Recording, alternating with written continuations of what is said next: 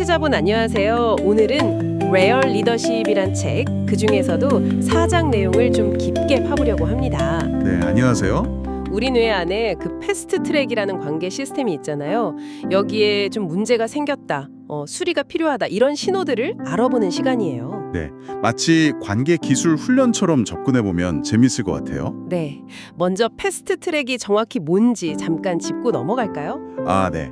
그게 이제 우리 뇌의 운에 기반 시스템인데요. 뭐랄까, 의식적인 생각보다 훨씬 빠르게 작동해요. 훨씬 빠르게. 네, 그래서 우리의 정체성이라든지 관계, 또 감정, 동기부여 이런 것들을 담당하는 거죠. 아하. 반면에 이제 슬로우 트랙은 좌뇌 중심인데 논리적인 사고, 문제 해결 뭐 이런 거 하는 거고요. 그럼 이 패스트 트랙에 문제가 생겼다는 신호를 아는 게 왜 그렇게 중요할까요? 이게 마치 자동차 엔진 경고등 같은 거예요. 리더십이나 관계에서 이 신호를 놓치면 나중에 정말 큰 문제가 생길 수 있거든요. 제대로 작동 안 하면요. 그렇군요. 엔진 경고등이라 비유가 확 와닿네요. 자, 그럼 오늘 훈련의 핵심으로 돌아가 보죠. 패스트 트랙이 제 기능을 못할 때 어떤 경고등이 켜지는지. 네. 책에서 첫 번째로 꼽는 게 바로 소외감 증가도라고요. 차라리 나 혼자 하고 말지 라거나 결국 나밖에 없네 이런 생각들. 혹시 좀 익숙하신가요? 네. 이런 생각들 이게 그냥 단순히 외롭다는 느낌이랑은 좀 달라요. 다른가요? 네. 리더가 자기도 모르게 사람들을 그냥 관리해야 할 대상으로만 보기 시작할 때 나타나는 현상이거든요. 대상이요? 네. 그러면서 팀원들하고 좀 이렇게 정서적인 거리를 두고 뭐랄까 진짜 관계, 친분 이런 걸 잘 안 쌓게 되는 거죠. 이게 어떻게 보면 뇌가 분석적인 문제 해결, 즉 슬로우 트랙이 관계 맺기의 그 복잡함보다 더 안전하다고 느끼는 걸 수도 있어요. 일종의 방어 기제랄까? 안전해서 오히려 거리를 둔다. 그렇죠. 하지만 결국에는 팀이나 가정 같은 관계에는 상당히 해로운 결과를 가져오죠. 그렇겠네요. 안전을 추구하다 관계가 멀어지는 아이러니군요. 이런 소외감이 커지면 다음 신호로 자연스럽게 이어지는 것 같아요. 네네. 그게 바로 관계보다 문제가 더 크게 보이는 현상이죠.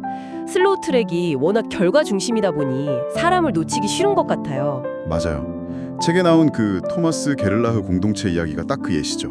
네, 봤어요. 처음엔 좋은 의도였는데 규칙 만들고 성과 내고 이런 슬로우 트랙 활동에만 너무 집중하다 보니까 네. 정작 중요한 공동체의 기쁨이나 어떤 관계성 이런 패스트 트랙 영역을 완전히 잃어버린 거죠. 기쁨과 관계성을요. 네.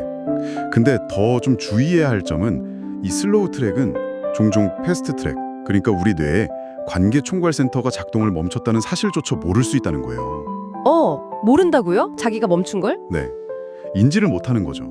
그래서 내가 소중히 여기는 사람들이 누군지 이런 감각을 다 잃어버린 채 그냥 기계적으로 돌아가는 거예요. 와, 그건 정말 좀 심각한 문제인데요. 그러다 보면 혹시 책에서 나온 것처럼 나와 의견이 다른 사람 그 자체를 문제로 보게 되는 건가요? 정확해요. 슬로우 트랙은 기본적으로 문제 해결 모드잖아요. 그렇죠. 그러니까 자기 생각과 다른 의견은 뭔가 해결해야 할 오류나 방해물처럼 여기기 쉬운 거죠. 그래서 자꾸 상황을 설명하기보다는 남 탓을 하게 되고 관계적인 맥락은 쏙 빼놓고 좀 독단적인 해결책을 내놓기 쉬워요. 남 탓. 네, 주변 사람들이 볼 때는 아니 왜 저렇게까지 하지? 싶을 수 있는 거죠. 충분히 그럴 수 있겠네요. 듣고 보니 이게 바로 네 번째 신호랑 딱 연결되네요. 자신이 문제의 일부일 수 있다는 걸 깨닫지 못하는 것. 맞습니다. 슬로우 트랙은 바깥 문제 분석은 잘하는데 자기 성찰은 좀 약하다 이런 의미일까요? 네, 그런 셈이죠. 외부 문제를 진단하고 해결책 찾는 건 익숙한데 혹시 내 방식의 문제는 없나? 이렇게 스스로를 돌아보는 건 사실 패스트 트랙의 영역에 더 가깝거든요. 자기 성찰이 패스트 트랙 영역이군요. 그렇죠. 그래서 패스트 트랙이 약해지면 자기 인식 능력이 떨어지고 문제의 원인을 계속 바깥에서만 찾게 되는 경향이 생기는 거죠. 결국 이 모든 신호들, 그러니까 소외감, 문제를 관계보다 중시하는 태도, 남 탓하기, 또 자기 인식 부족 이런 것들은 우리 안에 그 관계 전문가, 패스트 트랙을 다시 좀 훈련시키고 강화해야 한다는 아주 분명한 신호예요. 훈련과 강화가 필요하다. 네. 근데 다행인 건 뭐 기쁨을 회복한다거나 관계성을 다시 살리는 그런 기술들은 배울 수 있다는 거죠. 훈련이 가능하다는 겁니다. 다행이네요. 훈련이 가능하다니. 자, 그럼 오늘 훈련 내용을 한번 정리해 볼까요? 네. 첫째, 소외감이 커진다. 둘째, 사람보다 문제가 더 커 보인다.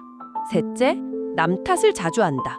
넷째, 내가 문제의 일부일 수 있다는 생각을 잘 못한다. 그렇죠. 이런 신호들이 보이면 우리 뇌의 관계 시스템, 즉 패스트 트랙을 좀 점검하고 주의를 기울일 필요가 있다는 거군요. 네, 맞습니다. 마지막으로 청취자분들께 질문 하나 던져보고 싶어요. 네, 어떤 질문이죠? 만약에요, 우리가 이런 경고 신호들을 아주 희미하게 정말 그 초기에 알아차릴 수 있다면 어떨까요? 초기요? 네, 문제가 심각해지거나 관계가 완전히 틀어지기 전에 우리가 뭔가 상황의 방향을 좀 더 긍정적으로 바꿀 방법은 없을지? 이번 한 주만이라도 주변 관계 속에서 혹시 이런 묘묘한 패턴들이 보이지는 않는지 한번 관찰해 보시면 어떨까 싶습니다. 아, 좋은 제안인데요. 미묘한 초기 신호에 주목하는 것. 네, 그게 바로 관계 회복의 첫걸음이 될 수 있거든요. 네, 오늘 이 깊은 이야기에 함께해 주셔서 정말 감사합니다. 청취자분들도 한번 잘 생각해 보시면 좋겠네요. 네, 감사합니다.